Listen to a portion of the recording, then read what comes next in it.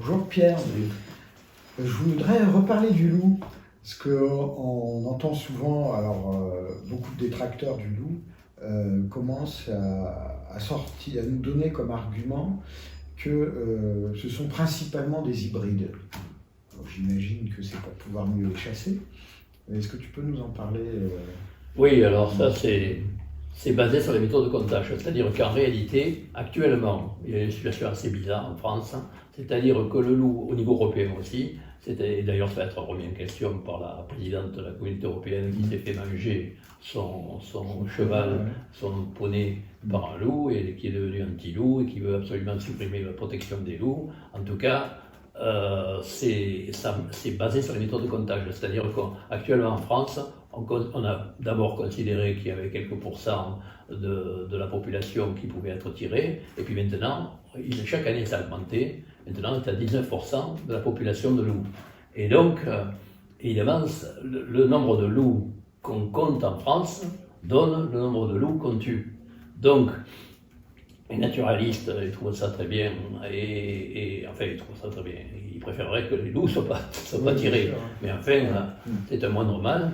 Alors que les chasseurs, ils trouvent que les comptages qui sont effectués actuellement par l'Office français de la biodiversité, c'est-à-dire des spécialistes qui sont sérieux, qui étudient ça avec par l'ADN, par exemple avec l'extrait de poils ou de crottes, ils arrivent à chercher génétiquement s'ils sont bien identifiés et si on ne les confond pas avec un autre, pour éviter de confondre.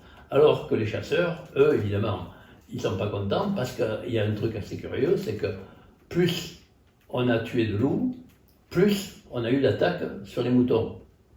Alors, eux, ils ne se posent pas le problème de savoir, de dire, comme les Américains ont publié dans la revue scientifique, que ça ne marche pas. Tuer des loups, ça ne supprime pas les attaques.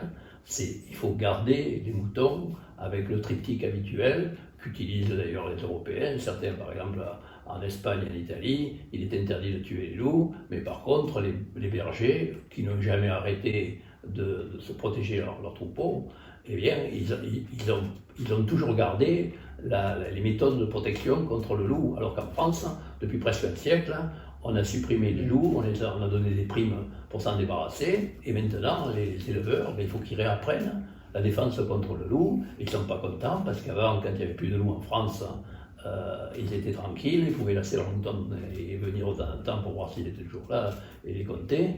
Mais maintenant, c'est un autre problème, parce qu'il faut avoir un berger, il faut avoir un gardiennage avec une clôture la nuit, si possible électrique, et assez haute, 1,50 m, 2 mètres. Et puis, il faut avoir des patous ou des chiens de protection, c'est-à-dire des chiens qui ne s'occupent pas de rassembler le troupeau, mais qui le protègent contre les grands prédateurs, c'est-à-dire les ours et les loups. Alors, avant, chez nous, c'était les patous qu'on connaît, les grands chiens blancs de Belle et Sébastien, mais comme il y a près d'un siècle qui ne servaient plus à leur fonction de base, eh bien, ils ont plus été sélectionnés pour ça. Ils ont été sélectionnés pour le pelage, pour l'esthétique, et donc ils étaient moins efficaces que les chiens de protection, par exemple les bergers des Abruzzes, c'est-à-dire en Italie, ou les bergers les Kangal, les bergers turcs dans les zones turques, où là, ils ont toujours chassé, et donc ils ont été sélectionnés pour qu'on garde que des souches d'animaux qui protègent vraiment. Et donc, au début, ça ne marchait pas bien avec les patous. Maintenant, on est en train de faire des sélections pour ne plus s'occuper seulement de l'esthétique, mais s'occuper aussi du résultat, c'est-à-dire s'ils gardent vraiment le troupeau. Mais il n'en reste pas moins qu'il y a eu des illusions. D'autre part, les éleveurs, parfois ayant perdu toute tradition, toute culture de protection contre le loup, ils élevaient les patous à la maison. Et c'est pas ce qu'il faut faire, parce que les patous, il faut les élever dans le troupeau pour qu'ils se sentent dans la famille du troupeau, quoi, et ils protègent les moutons. Et donc, à ce moment-là, ça marche bien. Par contre, si on l'élève dans la maison, ils protègent la maison, ils ne protègent pas les moutons.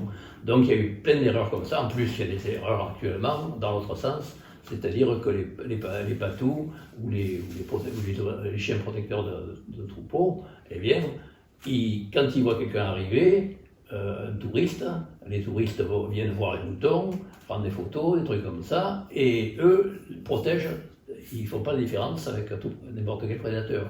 Donc ils viennent aboyer, et parfois, comme c'est des gros animaux, et parfois les Kangals par exemple, les chiens de protection turcs qui sont agressifs, sont des gros morceaux, eh bien il y a eu des morsures. Hein. Donc on arrive au paradoxe de touristes qui attaquent des bergers parce qu'ils ne gardent pas leur chien avec une laisse qui est complètement idiot, évidemment. Donc on est obligé maintenant non seulement de faire une éducation sur les éleveurs, mais une éducation sur les touristes, pour pas qu'ils entrent dans les troupeaux. Donc on est complètement dans un monde à part. Et les chasseurs et les éleveurs qui sont contre tout ça et qui veulent, eux, ils n'ont qu'une solution, ils sont simplistes, c'est-à-dire on revient à la situation antérieure.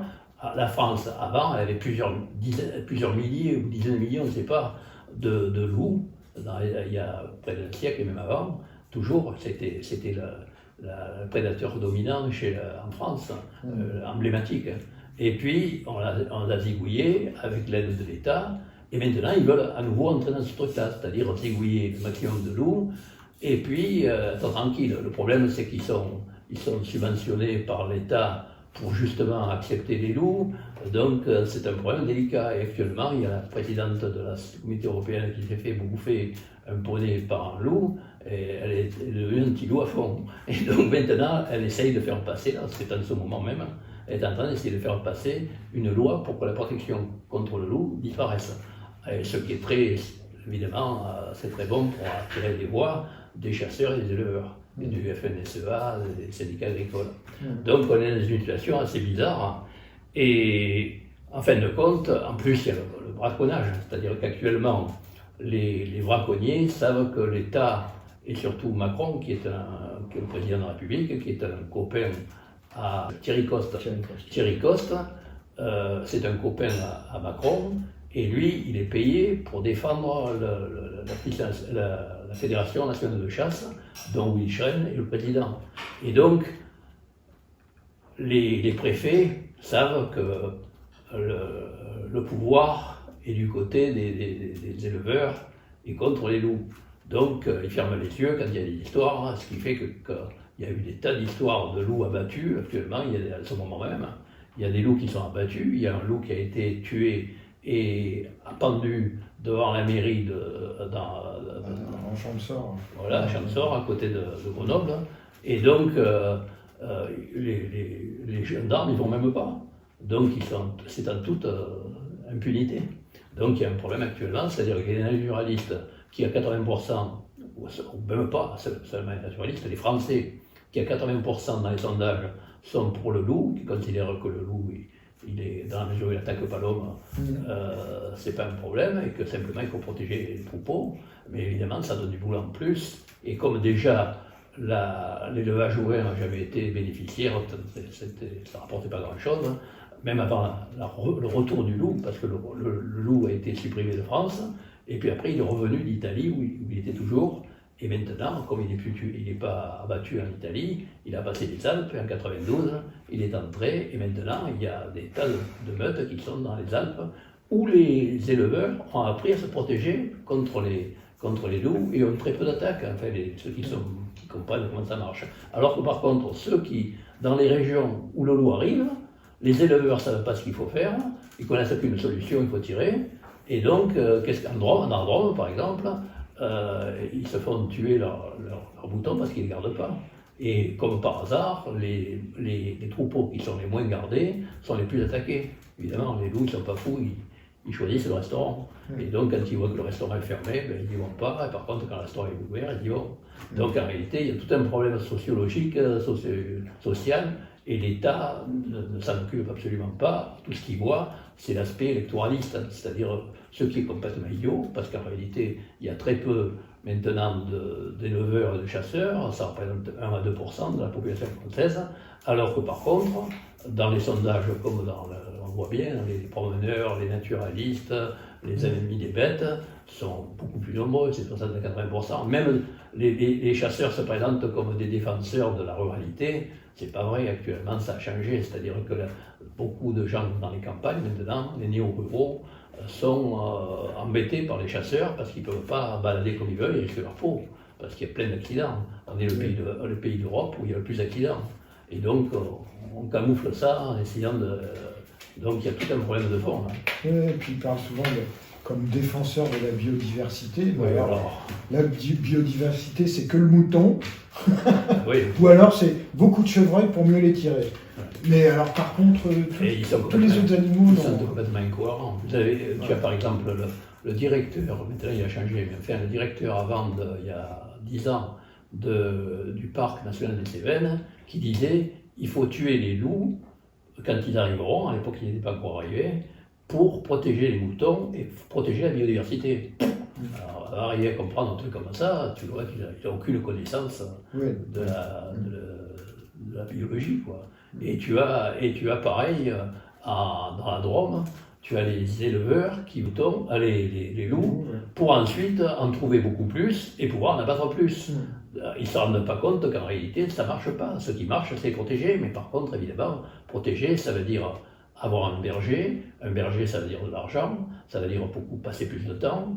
Ils sont quand même très bien, ils sont avantagés parce que quand même, les gens qui sont pour les loups, ils sont obligés de payer pour eux, c'est-à-dire ils ont des subventions, à tel point d'ailleurs qu'il y a des éleveurs maintenant qui ont renversé le truc, alors qu'avant c'était un système où tu perdais de l'argent. Maintenant, avec les subventions, il y en a qui arrivent à doubler leur revenu, donc c'est complètement aberrant, et ça, c'est top secret, il ne faut pas le dire.